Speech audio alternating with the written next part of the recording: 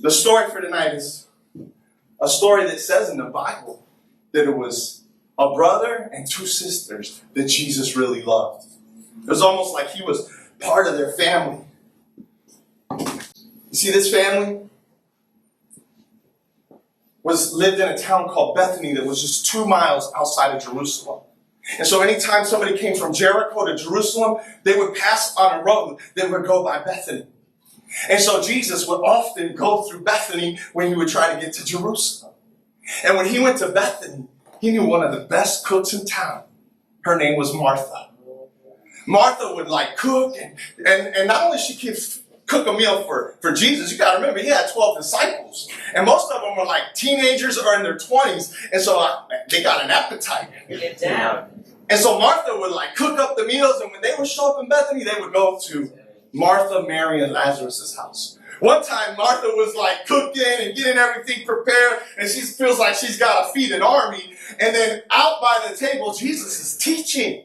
He's talking. He's talking to everybody, telling them amazing truths, telling them about the love of God, teaching them different things. And Mary's just there, hearing every single word, soaking in the words of Jesus. Martha comes out, maybe bringing some water, seeing Mary, and she just gets so frustrated. Finally, she snaps. She's like, Jesus, can you tell Mary to get in the kitchen and help me?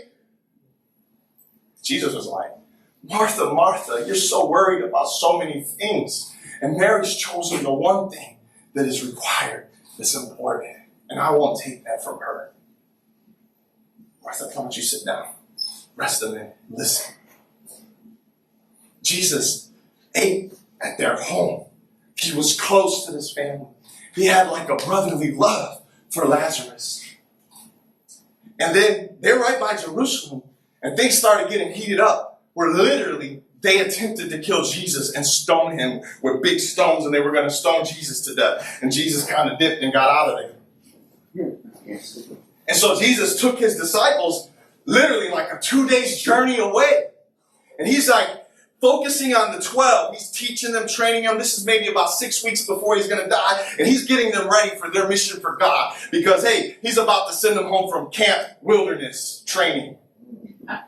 And so he's training them, pouring into teaching them. And then a messenger comes from Bethany. Jesus, Mary and Martha sent us here.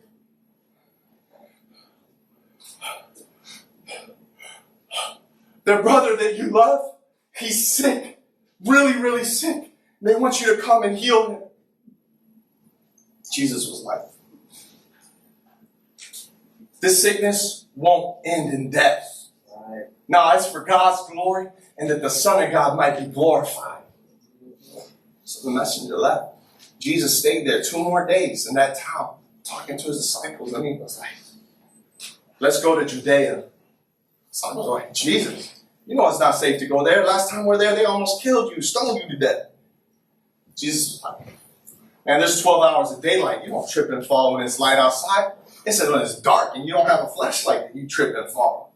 We got time. So Jesus said, in fact, Lazarus, he's fallen asleep, and I need to go wake him up. The disciples were like, but Jesus, when somebody's sick and they sleep, don't they get better? Jesus was like, they didn't really understand. He was talking about more than just normal physical, literal sleep. He's like, no, Lazarus, our friend, is dead. We need to go. So him and the 12 disciples made a 2-day journey all the way outside the village of Bethany. Martha heard Jesus was on his way, and she went outside the village. When Jesus gets there, she finds him, and she's like, Jesus, if you would have been here, my brother wouldn't have died. But I know with God and with you, all things are still possible. Jesus was like, your brother, he will rise again. Martha was like, I know, Jesus.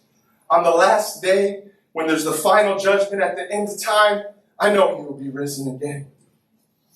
Jesus was like, I am the resurrection and the life. Right. The one who believes in me will live even though he dies. And the one who lives by believing in me will never die. Right. Do you believe this? I believe, Lord. I believe you're the Messiah. You're the Son of God sent into the world.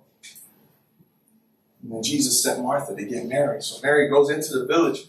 Mary's weak, tired, and mourning because Jewish funerals, they bury him the first day. They didn't have embalming and all the stuff we have. They had to bury him right away. And then they would mourn for the week afterwards. And people would come to the house and they would mourn. And the funeral was kind of in the house. And they get there and Mary's kind of resting, sitting down. There's a bunch of people in the room mourning, visiting her, comforting her, consoling her. And then Martha comes and says, the teacher, he's outside the village and he wants to talk to you. So Mary gets up quick and she gets ready to go outside the village. Everybody in the room thought she was going to the tomb. So they start following. And when Mary gets to Jesus, she falls to her knees and grabs him and starts crying. Jesus, if you would have been here, my brother wouldn't have died. And Jesus, seeing her and seeing the crowd around her, all weeping, all crying, says he was moved. And he wept. Jesus began to cry.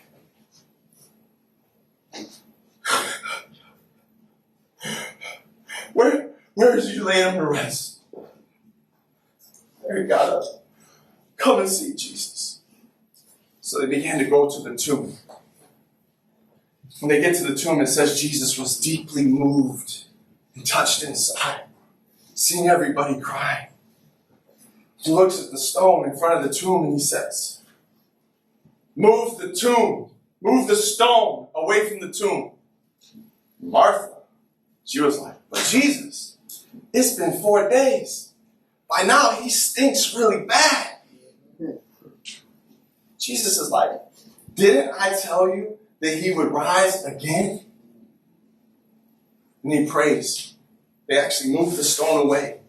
And then Jesus prays. He looks up to heaven and says, Father, I know that you hear me every time I pray.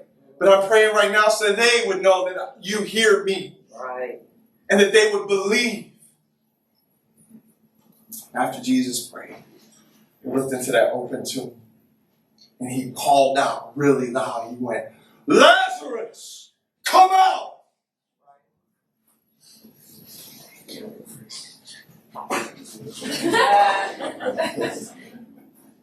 And everybody was like, oh, mummy, he's wrapped, he's all wrapped in grave clothes, and he's walking out the tomb, and everybody's just, Jesus was like, go ahead, unwrap him, take off his grave clothes. He's alive. Right. Everybody saw it. Everybody's amazed. Word started to spread to Jerusalem, spread everywhere, and people started coming to Bethany because they wanted to see Lazarus. Word got back to Jerusalem just 2 miles down a valley and up a hill, and the Sadducees and Pharisees hated each other, but they began to work together, and they said, this is it. This man has to die. Jesus is doing so many signs that so many people are going to start following him, and the Romans are going to get mad, and they're going to destroy our temple and destroy our nation. So from that day, they began to plot even more specifically how they were going to kill Jesus. But then people began to travel to Bethany to see Lazarus. And because of Lazarus' testimony, people started believing in Jesus. And so the Pharisees, the religious leaders, said, we have to kill Lazarus too. And so they began to target Lazarus and how they were going to take him out.